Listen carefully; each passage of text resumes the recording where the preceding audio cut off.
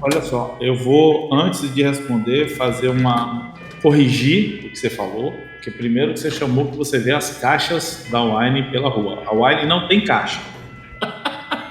Quem tem caixa são essas outras empresas que vendem vinho por aí. A Wine tem Wine Box. Wine Box. Isso. Aces, quinto andar.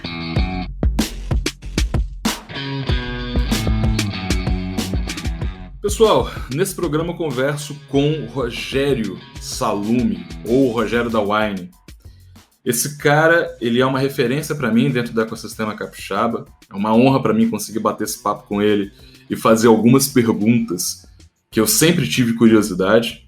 Ele deu uma aula pra gente nesse papo, registrou os aprendizados da sua trajetória, os momentos de falha e fracasso, e mostra pra gente que existe em toda a jornada momentos difíceis, mas algumas técnicas que podem fazer com que essa jornada seja um pouco mais leve. Ficou uma entrevista muito legal. O Rogério é um cara muito foda. Deixo aí pra vocês a aula que a gente teve. Um abraço. O episódio de hoje é um oferecimento do programa de aceleração da Aces Inovação. Se você tem uma startup e quer fazer parte da nossa comunidade, estando em contato com outros CEOs, com empresas que investem em inovação e especialistas de diversas áreas, a Aces é o lugar certo para você. A gente coloca a mão na massa junto com você, oferecendo orientação individual, descobrindo a melhor versão da sua ideia e, claro, contando com o apoio de toda uma rede de inovação da qual você pode fazer parte. Quer saber mais? Entra no site aces.com.br e venha conversar com a gente. Bom dia, boa tarde, boa noite para você que está ouvindo Inovação com Y. Meu nome é Denis Ferrari e hoje eu tenho o desafio de bater um papo em 1 hora com o Rogério Salume, conhecido como Rogério da Wine. Tudo bem, Rogério? Fala, Denis, tudo bem? Boa tarde, bom dia, boa noite a quem vai nos ouvir, dependendo do horário. Muito legal estar aqui com você e toda essa galera que vai estar escutando esse bate-papo incrível, cara. Você também é uma referência, tá? Valeu, meu velho, valeu. Ouvir isso de você é um peso, que você é uma referência para todos nós aqui do ecossistema capixaba e você conseguiu nos últimos anos prestar um ótimo serviço aqui para o ecossistema. Puxa essa saquice da minha parte. A parte, eu quero extrair um pouco da tua história, aprender com ela e registrar de você alguns aprendizados que você vai poder compartilhar pra gente olhando pra trás, velho. Vamos voltar lá no comecinho. Pra quem não conhece a Wine, o que é a Wine hoje? Bom, a Wine hoje é uma empresa grande, com presença no país inteiro, com conexões no mundo inteiro, com mais de 480 wineanos, que são nossos colaboradores, com 12 anos de vida, mais de 1 milhão de clientes, mais de 200 mil sócios no clube, maior clube de vinhos do mundo, uma das 3 maiores empresas de e-commerce de vinho do mundo, uma empresa que tem no seu quadro, além do Rogério, que é o sócio fundador da empresa, tem 2 fundos de investimentos muito grandes, que é a IB Capital e a Península, do Abílio Diniz, que todo mundo conhece. Uma empresa que entrega todo dia, eu chamo de momentos de prazer e alegria para os nossos clientes, amigos, mas inúmeros, mais de 10 mil pedidos todos os dias são montados e expedidos aqui do nosso centro de distribuição na Serra, na Grande Vitória. Uma empresa capixaba, Denis, com muito orgulho, tá? Uma empresa brasileira e uma empresa que está ajudando e continuará ajudando não só, aí como você disse, o ecossistema capixaba, o sonho de inovação dos capixabas, mas também o mercado de vinhos no Brasil, né? É uma empresa que mudou o ponteiro do mercado de vinhos, democratizando o vinho no Brasil, dando acesso a muitas pessoas, fazendo com que as pessoas entendessem que sim, era possível consumir o vinho de forma despretensiosa, sem frescura, e por aí vai. É uma empresa apaixonante, eu tenho muito orgulho da história da Wine. Rogério, eu queria voltar 12 anos atrás e entender como que foi a Wine lá no comecinho. Como foi que você teve a ideia e, principalmente, num processo de escassez de recurso ali, o recurso próprio e tal, como é que você começou a Wine? É muito, entre aspas, fácil as pessoas olharem a Wine de hoje, né? E imaginarem que a Wine começou do tamanho que está, ou tendo a condição tecnológica, de recursos financeiros, de gente que tem hoje. Não foi assim.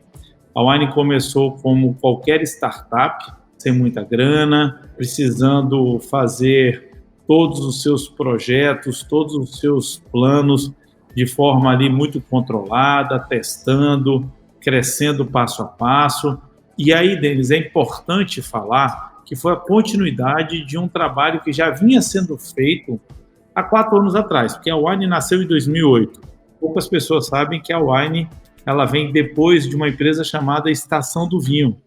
Eu comecei, junto com o Anselmo, que foi meu sócio, que construiu toda essa jornada comigo até 2014, quando ele decidiu sair para poder empreender em outras frentes.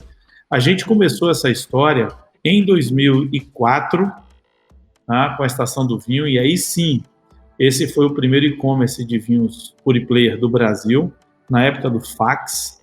A gente inovava em uma época que tudo era muito difícil, tudo era muito complicado, não tinha muitos profissionais que conheciam de tecnologia aplicada à internet, não se sabia muito da internet. Tinha um ano, por exemplo, de empresas que estavam nascendo, como Netshoes, tinha um ano, a gente nasceu um ano depois.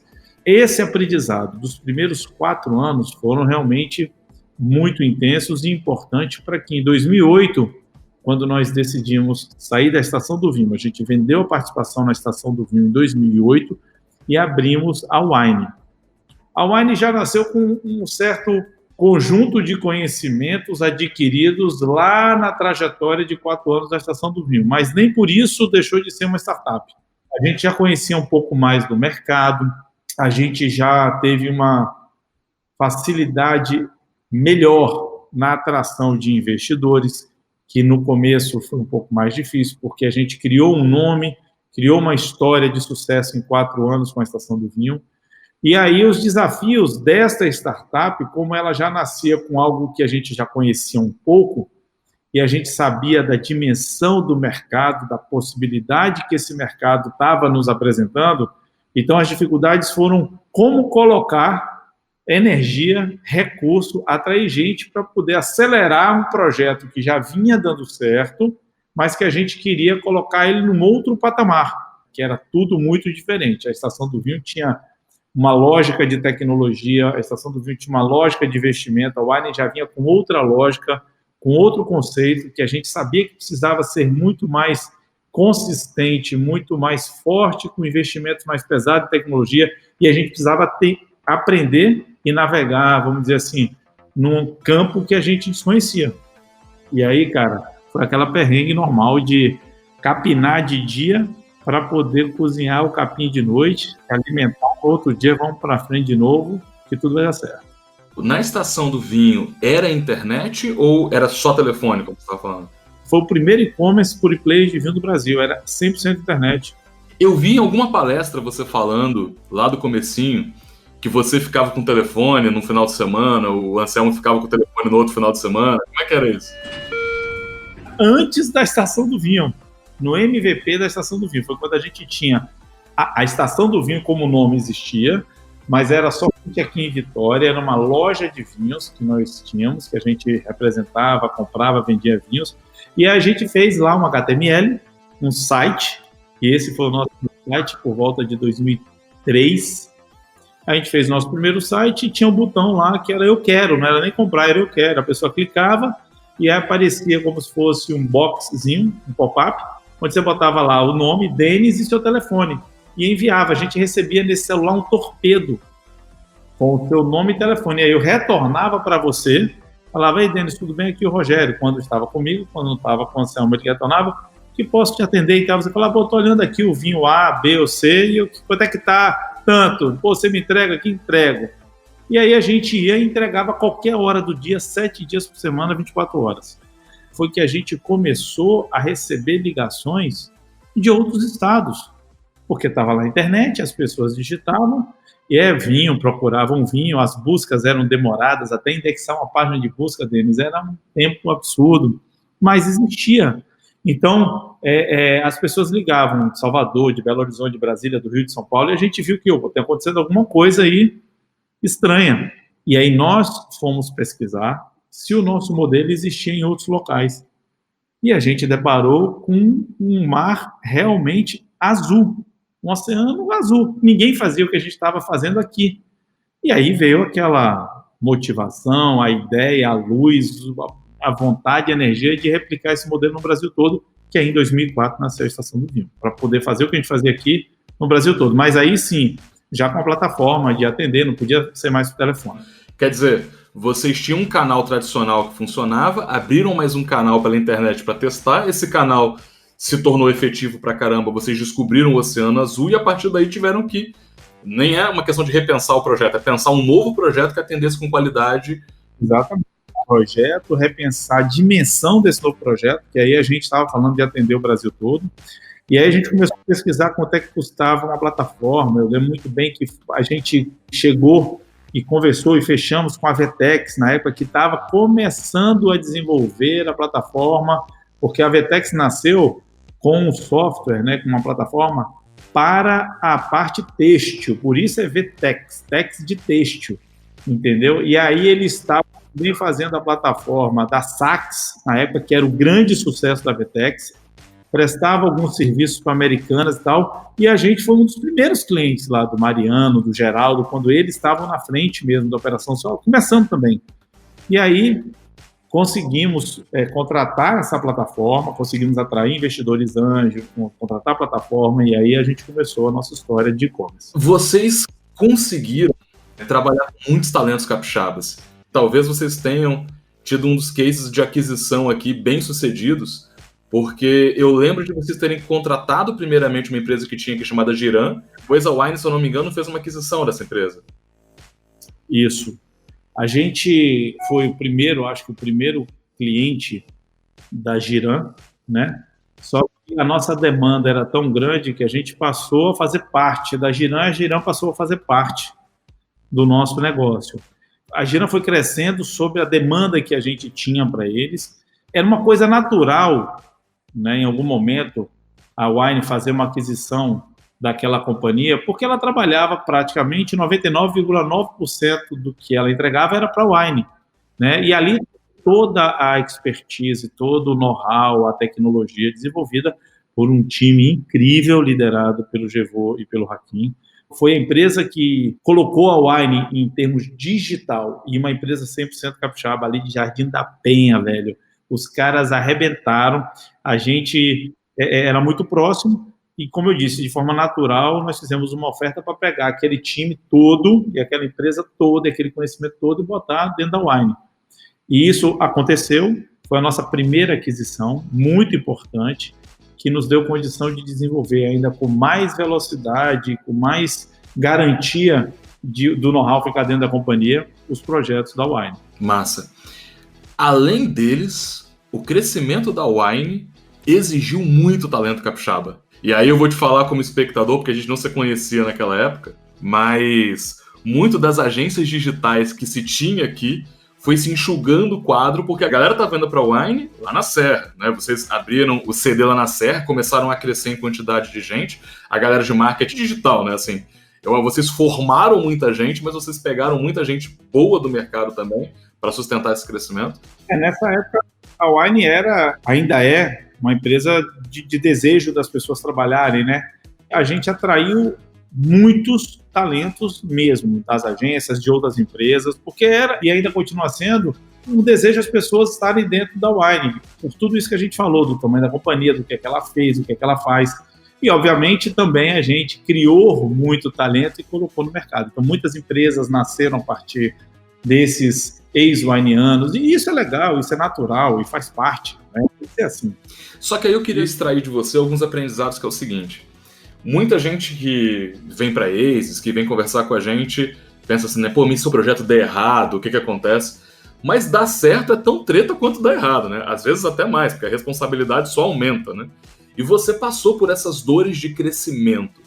E aí, pô, vocês tinham um conceito bacana, que era vinho sem frescura. Tô simplificando muito aqui, tá? Mas vocês tinham um conceito vinho sem frescura, um canal de venda bacana, Só que para crescer, tem que vender e tem que dar conta de uma coisa que é complicada pra caramba, que é a logística, no Brasil, né? Fora toda a questão tecnológica, que vocês foram pioneiros em vários aspectos, tem a questão de distribuição de um produto de alto valor agregado numa malha logística brasileira que é complicado. E você liderando esse navio, tendo que gerar resultado, pagar conta. Bicho, quais foram os maiores desafios de crescimento da Wine?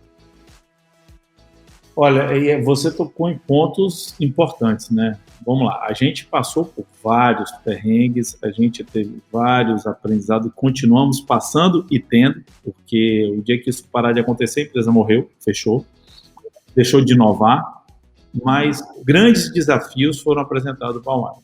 Um desafio que é uma dor do crescimento é você conseguir ter um número de profissionais, de talentos dentro da companhia na velocidade que a companhia necessita. Então, você imagina que durante 5 anos a gente cresceu mais de 100% ao ano. Não tinha. E aí era uma loucura, porque como não tem gente formada, preparada para entrar numa empresa que está crescendo, e como ela está crescendo, as necessidades de conhecimento vão também se diferenciando. Não é que a pessoa não tem aquela, é que naquele momento ela não está preparada para assumir aquela função. A gente teve problema de atrair talentos para atender a gente na demanda de crescimento, o que é natural, uma empresa que cresce 100% ao ano, como eu falei, é complicadíssimo, porque um mês você está diferente no mês seguinte, que já está diferente no mês seguinte, que já está diferente com outras necessidades no mês seguinte. E a velocidade de entregas, sabe, de projetos, as entregas em todas as frentes não acompanham um crescimento desse em nenhuma empresa. E aí você tem que dar foco em algumas coisas, que foi o que a gente decidiu fazer. Falou o seguinte, olha só, vamos continuar crescendo, vamos sentar o pau, mas vamos dar foco na qualidade do produto, que é na nossa seleção, vamos dar foco na usabilidade, que é o nosso relacionamento com o nosso cliente, e vamos dar foco na nossa operação logística. O resto a gente vai fazendo à medida que dá, vai virando noite, sábado, domingo, mas esses 3 tem que estar rodando, a partir que é o que a gente chamava de feijão com arroz. O feijão com arroz não pode falhar. Os outros a gente vai fazendo diferente. Então, o que acontece? A logística nesses pilares é uma coisa muito complexa. Fazer logística no Brasil é um desafio de guerra, porque a gente mora num país enorme, a gente mora num país com dimensões continentais, com malhas rodoviárias, ferroviárias, hidroviárias e aéreas completamente ruins, defasadas, com problema, né? E isso traz uma dificuldade natural para qualquer um. E aí eu sempre falei o seguinte, Denis, quem quer fazer e-commerce no Brasil tem que pensar que vai criar uma empresa de logística.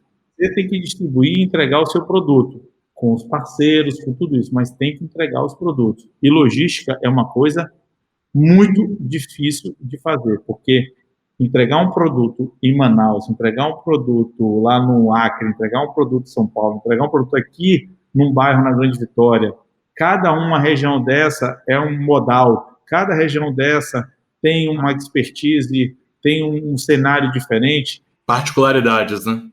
Tem que controlar tudo isso. 10 mil pedidos por dia são 10 mil rotas por dia. Na hora que dá um problema, o cliente não vai querer saber que foi a Gol, a Azul, a TAM, a Iconex, a FedEx, o Correio, mas é o seguinte, Wine, cadê meu pedido? E aí você tem que ter a tecnologia, aí você tem que ter todos os KPIs de controle, tudo certo. Esta foi, para mim, a maior dor do crescimento. Porque manter uma logística como a gente mantém até hoje, com 98% de SLA, é muito complicado, é muito difícil. É muito difícil. E problema vai acontecer que às vezes está fora da sua zona de controle, né, Rogério? E eu lembro, cara, eu não vou lembrar o ano que foi isso, mas eu lembro de algum problema que teve na malha e de você tendo gravado um vídeo mostrando o CD pra galera. Foi um vídeo que você apresentou basicamente como é que era o centro de distribuição na Serra ali da Wine, porque foi um dia que vocês tinham tido problema e que você gravou o vídeo para explicar pra galera, pessoal, a gente teve problema por causa disso, o quão grandioso é, o quão complicado é, mas infelizmente problemas acontecem. Foi um vídeo que você fez assim meio de olho no olho, né, com os clientes e tal. Porque assim, dentre alguns pilares que a gente tem na nossa cultura, a transparência e a verdade é um deles, né? tanto para dentro da empresa, que é o mais importante. Você tem, porque tem muita gente que fala que é verdadeiro, transparente, é da empresa para fora. Aí quando você começa a conversar dentro da empresa, ninguém está sabendo nada do que está acontecendo, né? Então, dentro da empresa, isso tem que ser verdade e fora também. Esse episódio foi quando a gente já estava aí com 2 anos de clube, teve uma greve da Receita Federal, da alfândega, né, não foi da Receita, e os containers que a gente importava ficavam todos parados, a gente não conseguia tirar nada do porto. E aí, obviamente, novembro e dezembro, que é a época que você mais entrega, que é a época que as pessoas estão festejando, é a época que as pessoas consomem, a gente ia ter uma ruptura na entrega dos clubes. Não teve uma dúvida em nenhum momento do que fazer, né? Que era, vamos dividir de forma clara, transparente, o problema com o cliente. Vai ter gente que não vai gostar? Ok, mas eu acho que a verdade sempre ela tem um peso maior. E aí eu fiz um vídeo falando, olha gente, eu queria deixar todos vocês informados do que está todo mundo vendo que a Receita, a alfândega, está em greve no país todo, não é só aqui, ninguém consegue tirar nada do porto. Aí eu fiz de dentro do CD, mostrei, o nosso CD está cheio de vinho, mas não é o vinho do clube que está aí ofertado para que vocês recebam, nosso vinho está aqui em Vitória, porém no porto, e a gente não tem o que fazer. Então peço desculpas, nós vamos atrasar assim que liberar, e expliquei todo o caso. Eu lembro que a gente tinha 27, quase 1.000 sócios. A gente teve 2 casos de 2 clientes que falaram, mas pô, vocês tinham que resolver. Dois. Todo o restante da galera entendeu, né? Teve uma chuva de feedback positivo, mas uma chuva de feedback positivo, que eu acho que isso chegou a impactar até outras empresas. E aí foi case, as pessoas falavam, saiu na mídia, porque a gente não fez nada diferente do que tem que ser feito, que é ser verdadeiro, né? E informar. É informação, é comunicação. Os grandes problemas acontecem pela falta de comunicação, né? Seja dentro de casa como na empresa. É falta de comunicação. Cara. E atendimento não é só bom quando tá tudo certo, né? É como que você se comporta quando o atendimento dá errado, por qualquer que seja a eventualidade, né? Mas é nesse momento que você tem que mostrar de fato que você é próximo, que você é verdadeiro do teu cliente. E a galera gosta dessa proximidade, né? Quando tá bom, você tem que atender, normal, você tem que dar atenção que você está se comprometendo, tem que fazer o diferencial. Mas é o que você disse, quando tem problema, você se esconde. Se você se esconde quando tem problema, cara, você tá com um problema. Uhum. Você não está fazendo a coisa correta. Mas quando você tem algum tipo de imprevisto e você toma a frente, lidera uma comunicação, ou a mudança de um processo, ou uma decisão que vai impactar uma coisa, vai lá, faz, cara, e deixa claro. As pessoas têm que estar informadas. Você minimiza os problemas, assim, de forma exponencial. Massa. Além da parte logística, que você já explicou a complexidade, você também falou da complexidade de atração e retenção de talentos. E os wineianos, eles têm uma cultura muito forte. E eu digo isso por já ter presenciado em eventos na Wine e tive a oportunidade de fazer eventos dentro da sede da Wine de Vitória, já participei de algumas ações junto com a Wine e a galera veste a camisa mesmo, assim. E, cara, eu imagino que isso é um grande desafio de crescimento, conseguir não só captar, mas reter essa galera e manter essa galera engajada. Como que você conseguiu fazer isso? Ô, Denis, assim, seria muita pretensão eu falar que eu consegui fazer isso, né? A cultura que a Wine criou, que essa companhia alimentou ao longo dos anos, ela faz isso, né? É muito bacana ver as pessoas, quando são contratadas, pedirem a camisa na hora que estão contratando. Poxa, quando é que eu recebo a minha camisa e tal? E não existe, não é uniforme, eu sempre falei isso, não tem obrigação nenhuma, mas o senso de pertencer, sabe? A vontade de estar com a camisa da Wine, de estar fazendo parte daquilo ali, é gratificante. Agora, a cultura, ela é problema quando você cresce. Porque quando você está crescendo, você está tendo entrada de outras pessoas com outras culturas, você começa a ter outros problemas, você começa a ter outros sites que eu falo, outros ambientes de trabalho, como a gente tem na Serra, a gente tem em Vitória, a gente tem em São Paulo, a gente tem loja em Curitiba, a gente tem loja em Belo Horizonte. Você tem que ter uma cultura forte para que ela, no mínimo, se mantenha, né, nesse crescimento. Mas é muito difícil, é muito difícil. Algumas coisas a gente, desde o início, não negocia. E aí é aquela parte dentro da cultura hardcore. Aquilo ali é blindado. Outras, diferente do que muita gente fala, que cultura não se mexe, não. Algumas coisas em cultura você tem que adaptar. Porque se você, por exemplo, quando a gente comprou a Giran, e nós fizemos 5 M&As, quando a gente comprou a Giran, a gente adaptou a nossa cultura a algumas coisas que eram da cultura da Giran e que faziam sentido dentro do nosso negócio. E a cultura daquela galera, quando entrou na Wine, fez com que a cultura da Wine melhorasse. Depois veio o pessoal da cerveja, depois veio o pessoal dos fundos. Então, você vai agregando culturas que falam com aquele core lá que a gente não mexe, e essa cultura ela vai tomando uma forma cada vez mais única. Mas não existe esse negócio de que a cultura é a mesma desde quando a Wine nasceu. Existem algumas coisas que são o mesmo desde que ela nasceu, porém, muitas outras ficaram para a história e outras foram agregadas com a entrada de outras pessoas. Porque senão você fica muito rígido com relação às mudanças. E aí você tem que adaptar a companhia às novas realidades. Não tem jeito. A gente fazia churrasco toda sexta-feira na empresa. Imagina agora com 450 pessoas. Era a cultura da Wine, por exemplo. Eu, 100% das vezes, até 2012, quando viajava, voltava, trazia um saco de bala, de chocolate, e dava para cada um dos vanianos, sabia o nome de cada um dos vanianos, dava um abraço, um beijo em cada um quando eu voltava de viagem, em todas as viagens. Eu viajava toda semana. Chegou uma hora que eu não consegui mais fazer isso, porque eu tinha que comprar 50 sacos de bala, eu não consegui para dar um abraço, um beijo a todo mundo, eu tinha que ir em 3, 4 lugares. O que permaneceu foi a cultura do tratar bem as pessoas, do dar valor às pessoas, de conversar, olhar nos olhos, dar um beijo, um abraço. Isso é a cultura, não é como o Rogério fazia. Aí sim a cultura da empresa. Mas o Rogério dá um exemplo que passa para as lideranças e isso vai se transformando, mas passando, né? Aí, complementando a sua pergunta, como que eu fiz isso? É assim, dando um exemplo. Dando um exemplo. Eu sempre me vesti porque eu sempre gostei e me senti bem me vestindo como Wine. Eu sempre abracei as pessoas, sempre beijei as pessoas, sempre agradeci, olhei nos olhos. Sempre tive aquele negócio da Hora Wine, criei a Hora Wine. Qual é a Hora Wine? No nosso dia, cara, tem 48 horas, certo? Em 24 do normal dos outros.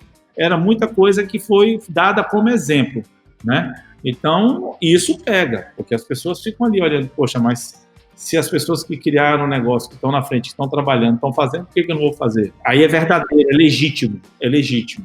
Massa. E você falou uma coisa que é legal de quem está ouvindo entender também. Se os países que mais se desenvolveram são os que mais trocam, fazem trocas culturais, né? Recebem todo mundo e você tem essa efervescência, as empresas que mais tiverem trocas culturais ali, conseguirem agregar as coisas, são provavelmente as que vão mais crescer e se desenvolver, né? E isso é benéfico pra caramba. A aquisição ali da Giran, você traz uma galera de tecnologia que tem um pensamento, que tem uma pegada, as faunas vão se misturando e você vai tendo um ecossistema mais rico, né? Que se desenvolve mais, né?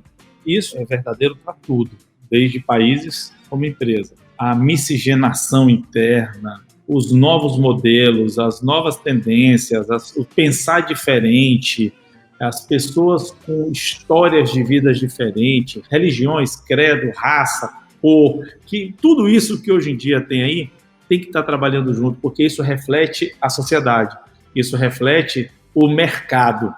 Então, como que você vai falar com a sociedade ou como você vai falar com o mercado se, por exemplo, você é um cluster que não está ali se envolvendo com as diferenças que estão aí hoje, tratando e lidando com o mundo de forma transparente? Aí não tem jeito. A gente vê muita empresa que fala que mas que se você, quando olha para dentro, você vê que não tem. Tá tudo fechado, cara. O cara continua daquele mesmo jeito, tem lá o dress code que todo mundo tem que seguir, tem um conceito lá que é de cima para baixo e não tem que falar, né? Chefe, gerente, essas coisas todas. O mundo mudou.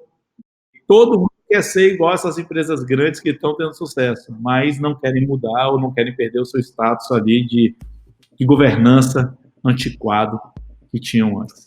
Sim, mas mesmo nessa estrutura horizontal, tem meta, né, velho? E aí, assim, eu sei de uma história que teve uma meta que se a galera batesse, você ia se vestir de baiano e tal, e tem até uma foto que roda sua.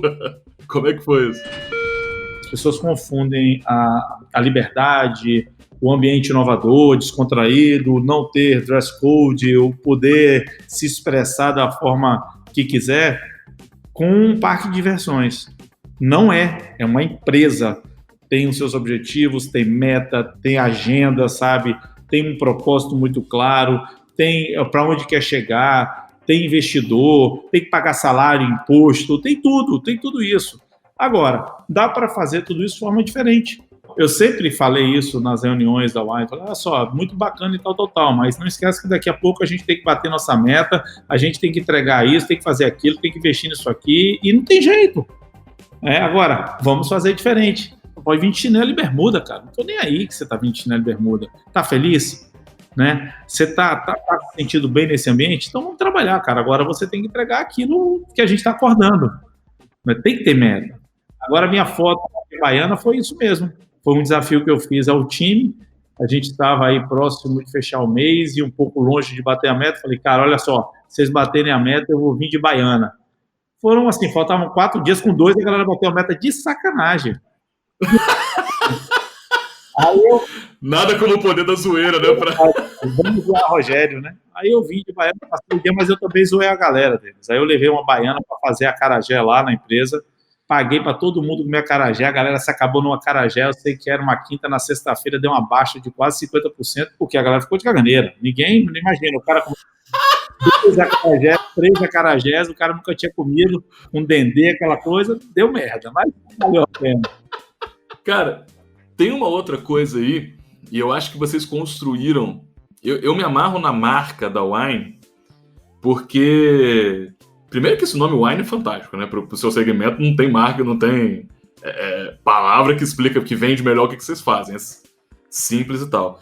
Só que a marca de vocês, ela passa uma sofisticação e a comunicação de vocês, ela é simples. Porque vocês falam vinho sem frescura, mas quando eu olho a marca de vocês, tem um quê de sofisticação. É simples, mas é elegante. Só que a comunicação de vocês é para simplificar, para democratizar o vinho. E eu sempre me admirei muito na comunicação efetiva que vocês fazem.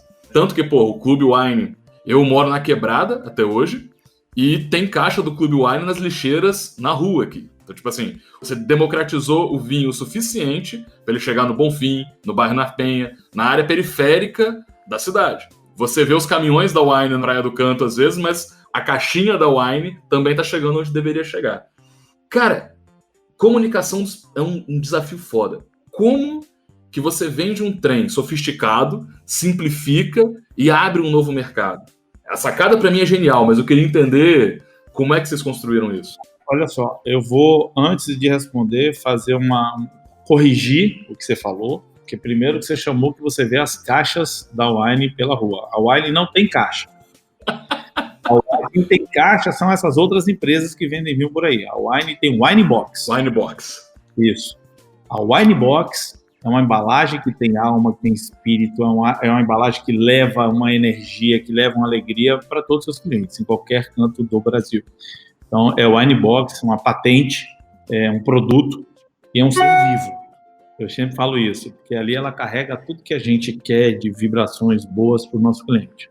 Então, assim, quando você também disse que encontra o Wine Box em todos os lugares, eu tive vários momentos incríveis de estar viajando e de passar por locais simples, comunidades humildes, ver as pessoas bebendo vinho, ver as Wine Box também. Esses momentos fortaleceram o conceito da democratização mesmo, tá? Porque o vinho é uma bebida fresca, o vinho é uma bebida que entrou no Brasil pelo topo da pirâmide. Por isso, é uma bebida pouco consumida ainda no Brasil. E por isso, a gente desenhou o projeto. E olha só, a gente quer navegar onde? Na base, a gente quer fazer uma base, que ela possa ser grande daqui a 10, 20, 30 anos, porque até então ela é muito pequena. A gente está falando, Denis, de um consumo per capita de 2,8 litros por pessoa por ano. Sim, não é nada. Não é nada. Então tem muita coisa ainda para crescer. E essa democratização, ela passa por essa visão. E aí, quando eu passo por essa visão, ela vem muito forte em tudo que é a nossa comunicação, como que a gente se comunica, não só pela marca, que eu concordo com você que a marca ela já foi até um pouco mais requintada né? A gente usou sempre o preto para informar, para comunicar, o desenho da marca, as letras, a forma como a gente criou aquilo, a barra na cor do vinho, teve a sua história e teve o seu propósito. Se você olhar a marca da Wine hoje, a gente fez um rebrand há 1 ano e meio da Wine, e esse rebrand vem dando muito certo. A gente trouxe uma juventude para a marca agora, trouxe uma coisa mais leve, uma coisa mais próxima, e aí sim as cores, a diversidade, a comunicação passou a ser de forma diferente para poder levar um conceito de conexão, de nós podemos, de nós estamos envolvidos nesse segmento de vinho. Porque se você pegar, por exemplo, as peças da Wine, hoje a gente está trabalhando muito o W e o E, do I em inglês, que quer dizer nós, que é a primeira e a última letra de Wine. E aí a gente brinca com isso. Por exemplo, o I somos nós, aí fica só as 2 letrinhas do meio, que é o I. Então, estamos dentro, estamos próximos. Aí você começa a brincar. A gente fez um rebrand agora porque a gente também achou que era necessário trazer um novo conceito para um novo momento da companhia. Mas a comunicação sempre foi o diferencial. O falar de forma simples, o falar sobre harmonização, que todo mundo fala aí, que é o que comer com o quê, tomar o vinho com que prato. A gente quebrou isso, porque quando começamos era só assim, um prato, um carré de cordeiro, puta prato caro, difícil de fazer, que não dá para todo mundo, com o vinho da França. E a gente falou, bicho, para com isso, eu quero saber com hambúrguer, com o pastel, com o feijão tropeiro, como é que a gente faz com a pizza? E aí a gente foi começando a se comunicar com as pessoas, para quê? Para que elas entendessem que sim, era possível trocar uma cerveja uma vez ou outra por um vinho, naquele momento ali de comer um torresmo, de comer uma pizza, sem frescura. E aí, com isso, a gente aumenta a base de consumo no Brasil todo, o que vai gerar benefício para toda a indústria. Aí você pode virar e falar assim, porra, mas isso aí você tá olhando para todo mundo também e não só para o wine. Não tem como olhar só para o wine nesse momento, porque o mercado é pequeno.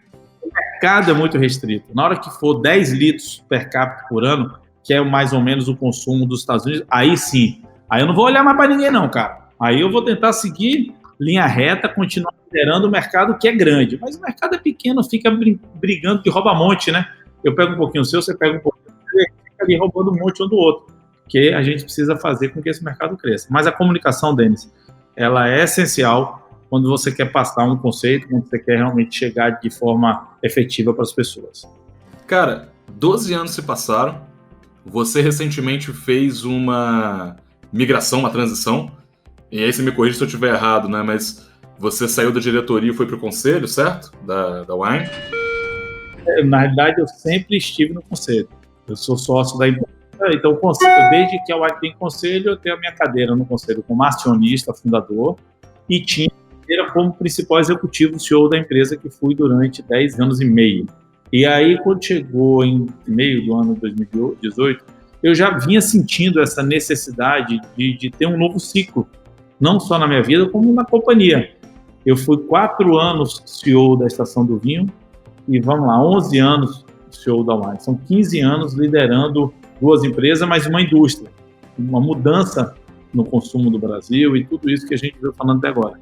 E eu senti que a gente precisava dar novas oportunidades ao time que estava na Wine, trazer gente diferente, fazer esse mix de cultura para que a gente pudesse continuar perpetuando o negócio. Não é porque eu criei, fundei, eu estive à frente da empresa durante tantos anos, que eu vou conseguir levar ela para frente daqui para frente, cara. Daqui para os novos tempos. Não é isso, não é verdade. Eu estava me sentindo assim, cansado, porque é um peso muito grande. Eu estava sentindo que não estava entregando o meu melhor. E aí eu tomei a decisão, junto com os meus sócios, de buscar um executivo, de trazer uma pessoa que estivesse num momento melhor para poder tocar a empresa no novo ciclo que ela ia iniciar, que a gente iniciou em 2019, e que eu pudesse subir não, porque eu já estava, mas ficar no conselho, e não só como conselheiro, assumindo a presidência do conselho, para de cima, em termos só geográficos, né? Só para de cima estar ajudando a empresa naquilo que eu mais tenho condição de entregar, que é no relacionamento, que é na manutenção da cultura, que é sendo realmente uma imagem da Wine como foi construída. E aí a gente conseguiu fazer essa mudança. Tem 1 ano e 2 meses, 1 ano e 3 meses que isso aconteceu, foi em março do ano passado, e eu estou super feliz. Não foi fácil, sofri, chorei, né? Não é simples, ainda mais para mim, que sou um cara apaixonado por essa empresa, que faz parte do meu dia a dia, mas tive que me preparar, porque isso, de novo, não quer dizer que eu, à frente da empresa, iria conseguir perpetuá-la. Eu, como acionista, tenho que ter essa clareza e tomar essas decisões. E foi a decisão acertada. Um dos maiores exercícios da liderança é saber sair da frente, né? Mas não é fácil. Não é fácil. É muito difícil, tem que desapegar mesmo. E tem que deixar as pessoas acertarem e errarem como você acertou e errou. Né? Não adianta ficar achando que sabe tudo. Não, tem que deixar, cara. Porque é assim que as pessoas estão evoluindo. Mas, de verdade, não é fácil. Olhando isso tudo, queria te perguntar quais os grandes aprendizados, cara, que você tem, assim, se você tivesse que falar lá com... A gente tem muita gente aqui que tá abrindo negócio e você tem uma perspectiva de quem já passou por uma jornada vencedora, a gente pode falar, você tem muita vida pela frente ainda, mas você já tem um legado muito bacana. Não tem como falar hoje do mercado capixaba sem falar da Wine e o quanto que ela foi importante. Quais foram, cara, para você os grandes pilares, assim? O que para você foram os maiores aprendizados? Eu tive muitos aprendizados importantes para minha vida. Eu vou tentar passar aqui para vocês aqueles que eu acho assim muito relevante, né? E que vai realmente gerar impacto para as pessoas que estão nos ouvindo. O primeiro é o seguinte: fazer o que gosta profissionalmente é uma das coisas mais difíceis da vida, da nossa jornada de vida. Para você ser feliz, cara, para você se divertir todo dia, para você estar motivado todo dia, você tem que fazer profissionalmente o que você gosta. Se você fizer alguma coisa somente por dinheiro, a reta é muito curta. Se você quer ter uma reta longa, com profundidade, com perspectivas infinitas, busque fazer o que gosta. Eu nunca trabalhei na minha vida. Todos os dias da minha vida eu levantava para fazer o que eu gostava, o que eu gosto, para me divertir. Então, eu não posso falar que eu tive o peso e a pressão de acordar para fazer alguma coisa. Obviamente, eu tive sempre o peso e a pressão de uma empresa como a Wine e das obrigações, das metas, dos problemas, das dificuldades. Agora, sempre fiz o que gosto. E se você conseguir fazer o que você gosta, você já vai ter boa parte dos problemas resolvidos. Segundo, quer empreender? Quer fazer alguma coisa diferente? Show! A gente mora num país incrível, a gente está no estado com as melhores oportunidades para empreender no Brasil, tá? Agora, saiba que você tem que ter obrigatoriamente, e aí eu vou falar com conhecimento mesmo, tem gente que não gosta, mas é obrigatoriamente 3 coisas. Tem que gostar de vender. Empreendedor que não gosta de vender não vai conseguir fazer nada. Você pode vender produto, vender sistema, vender a você mesmo. Que em algum momento você vai ter que se vender para alguém para investir na sua empresa, vai ter que se vender num pitch, tem que gostar de vender. Não tem jeito, é mandatório isso. Tem que gostar de vender. O segundo, tem que gostar de gente, porque o sucesso de qualquer empresa são as pessoas, não é você. É o conjunto das pessoas que fazem o sucesso de qualquer projeto. Então, vender e gente. E o terceiro, tem que gostar ou aceitar ou conviver com risco. Porque você pode perder tudo que você construiu da noite para o dia. Isso não quer dizer que você é um derrotado. Isso quer dizer que você testou, isso quer dizer que você foi lá e tentou, o que é uma grande coisa, é um grande diferencial. Tentar, testar, acreditar. Para fazer isso, você tem que conviver com o risco. O empreendedor, ele sabe que se der errado, ele vai lá e vai fazer outra coisa. Ele não vai parar. Ele vai tentar construir de novo, até dar certo. Eu quebrei várias vezes. Denis, eu já devi a agiota, eu já devolvi carro a banco, eu já não tive dia de ter dinheiro para passar na ponte. Eu já devi muita grana a banco, a amigo, a tudo. Já tive gente me cobrando na porta da minha casa. Entendeu? Já fiz negócio que errei e perdi tudo. Mas nunca desisti do meu sonho de fazer uma coisa bacana, que tivesse muita gente feliz e que impactasse muita gente, que fosse, sabe, global. Não pode parar. Então, gostar de vender, gostar de se relacionar e ter uma relação com o risco saudável, isso é mandatório, cara. Se a pessoa não navegar por esses 3 pilares, dificilmente ela vai ser um empreendedor nato. Ela pode empreender dentro de uma empresa, ela pode fazer alguma coisa muito pontual, mas disruptar, mudar o conteúdo do mundo é muito difícil. Cara, uma aula. A sua história é uma aula, velho. E agora eu vou pegar um pouco em outro tipo de aprendizado, que é tão importante quanto. Quais foram as falhas, cara, que te ensinaram mais? Falhas ou erros? A primeira foi achar que eu sabia de tudo. Isso aí, eu achava que como eu estava empreendendo, tendo sucesso, eu sabia de tudo. E tomei na cabeça que a gente não sabe de tudo. A gente precisa de gente que sabe mais do que a gente. Então, essa foi a primeira. A segunda falha que eu aprendi, que foi na entrada de sócios, de investidores, foi não entender a potência que eu poderia extrair daqueles investidores naquele momento, achando que tinha que ser do jeito que eu imaginava, tinha que fazer do jeito que eu imaginava. Então, assim, é entender que você é uma parte do quebra-cabeça, que você é uma parte do sistema. E aí, quando eu aprendi isso, que você começa de verdade a escutar, dar ouvido, dar oportunidade, as coisas fluem, cara, muito melhor. Muito melhor. E agora, Rogério? Você fecha um ciclo, aprende pra caramba, mas você começa um outro. Pra onde que vai o Rogério agora? Eu continuo sendo um empreendedor nato porque eu adoro vender, amo as pessoas e não tenho medo de vender picolé, coco ou qualquer coisa, não denegrindo a imagem desses profissionais, mas qualquer coisa. Eu não tenho medo de começar de novo, do zero, não tenho medo.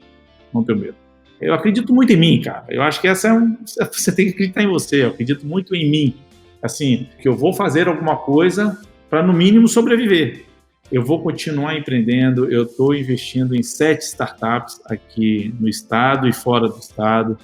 Estou me doando muito ao ecossistema capixaba, nas ações aí do Vale da Muqueca, nas ações mais estruturantes, para que a gente possa ter realmente uma cidade, um estado, referência no país. Eu acredito muito nisso. A gente está começando a conectar as frentes que estão aqui e que são muitas no nosso ecossistema. Eu estou doando uma parte do meu tempo também às iniciativas do terceiro setor, né, principalmente nesse momento aí que a gente está vivendo da pandemia. Tem muita gente passando fome, cara. E não tem nada pior do que passar fome. Você falar com um cara que tem que pensar, quando ele olha para o lado, o filho está passando fome, ele vai falar, bicho, desculpa, eu não vou pensar, eu vou sair para pegar alguma coisa para o meu filho comer. Não tem jeito, isso é humano. Então, estou envolvido no projeto do União ES, que é uma associação que capta recursos, compra cesta básica e distribui, onde eu e todas as pessoas que estão envolvidas, e é um negócio aberto. A gente entra no carro, entra no caminhão e vai lá entregar, porque é um movimento esse, é capturar recurso, comprar e ir lá entregar para quem precisa. Acredito, cara, acredito muito que essas novas empreitadas, e aí falando de negócios, eu tenho algumas delas eu estou acreditando que a gente vai realmente também disruptar algumas indústrias, obviamente com muitos dos conceitos que eu aprendi, muita coisa de gente nova que está comigo, que está me ensinando. Estou numa fase de estudar e aprender coisas novas, aprender novas tecnologias, novos processos, novos conceitos, mas tem muita coisa boa para fazer, Denis. Tem muita coisa boa ainda para fazer. Então, esperem. Eu sou um eterno motivado. Eu acho que, assim, eu poderia falar, esperem que coisas bem legais vão aparecer por aí rapidamente. Rogério, obrigado, velho. Novamente, obrigado pela moral. Obrigado por tudo que você compartilhou aqui. Conta comigo e com a Aces por o que você precisar. Tamo aqui, tamo junto, beleza? Ainda te encho o saco 1 ou 2 vezes aqui pedindo sua ajuda, porque a tua história é do caramba. Então, o meu sonho me coloca à frente de uma galera, e essa galera tá sempre precisando aprender. E o meu trabalho, na verdade, não é ensinar para essa galera, mas é conectar com quem tem trajetórias como você, fodas, que possam inspirar, que possam treinar, porque no final das contas é o que você falou, são várias iniciativas que conectadas a gente vai conseguir gerar um ecossistema muito mais forte. Então, velho, conta comigo que você precisar, eu também já conto contigo, tá? E de novo, obrigado pela moral, velho. Obrigado você pela oportunidade, cara. Tamo junto. Parabéns pelo seu trabalho, que a gente está acompanhando também. Você é pioneiro, assim como eu. Você também é um cara pioneiro aí no ecossistema, você sabe disso, um batalhador incrível. Você falou numa palavra aí que é o estudar. A gente tem que sempre reforçar essa palavrinha para as pessoas. Gente, olha só, não tem... Tem algumas coisas que não tem o que discutir. Trabalhar pra cacete e estudar pra cacete. Ponto. Tem que ler, sabe? Tem que trocar ideia, tem que ouvir cases, sabe? Tem que postar vídeo, uma quantidade. Poxa, e quando eu comecei, não tinha nada disso que a gente está fazendo. Não existia o YouTube. Então, você imagina, era só lendo mesmo. Então, busque seu conhecimento, dedique um tempo todos os dias, se dedique tempo ao estudo, dedique tempo às pessoas e dedique um tempo a você. Sabe, cuidando do seu corpo, da sua mente, praticando o exercício, porque também a gente tem que estar sempre preparado para o que vai estar acontecendo e pela pressão que a gente vai estar sofrendo natural da vida e dos negócios. Mas estudar, cara, estudar é a única coisa que ninguém tira de você. Mas ninguém tira o seu conhecimento. Podem tirar tudo, mas o conhecimento, cara, ele vai com você para onde você for. E aí vale a pena, é barato, vale a pena e está disponível. Olha só, hoje em dia é de graça, hein? Praticamente de graça. Então, perder tempo com outras coisas e não dedicar um pouquinho ao estudo, realmente é uma falha. Obrigado, conte comigo, sucesso, meu irmão. Quem quiser te achar, onde que te acha? Me acha no LinkedIn, Rogério Salumi, no Facebook, no Instagram, LinkedIn, Rogério Salumi, Instagram, Rogério Salumi, Facebook, Rogério Salumi, e-mail rogeriosalume@gmail.com, à disposição aqui no Hub 27, pode me parar na rua, pode mandar um sinal de fumaça, conte comigo. Massa, Rogério. Até porque um dia é preciso parar de sonhar e de alguma forma partir, né? Um dia é preciso parar de sonhar e de alguma forma partir. Então, galera, sonhar é legal, mas tracionar o sonho é importante, porque tem gente que vive de sonho e não realiza nada. Um abraço, Rogério. Valeu, Denis, tamo junto.